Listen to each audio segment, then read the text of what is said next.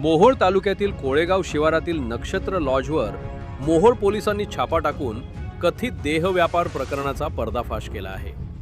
या कारवाईत एका 26 वर्षीय महिलेची सुटका करण्यात आली असून लॉज चालक अण्णा किसन चौरे याच्या विरुद्ध भारतीय न्याय संहिता तसेच अनैतिक मानवी व्यापार प्रतिबंधक कायद्यान्वये गुन्हा दाखल करण्यात आला आहे।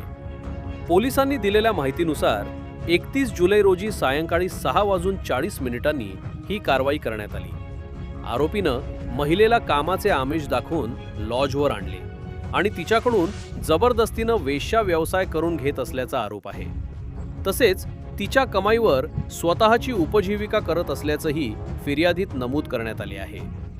या प्रकरणी मोहोळ पोलीस ठाण्यात गुन्हा क्रमांक 733/2026 दाखल करण्यात आला असून पुढील तपास पोलीस निरीक्षक दीपक पाटील यांच्या मार्गदर्शनाखाली सुरू आहे। दरम्यान या प्रकरणातील आरोपांची न्यायालयात सुनावणी होणं अद्याप बाकी आहे।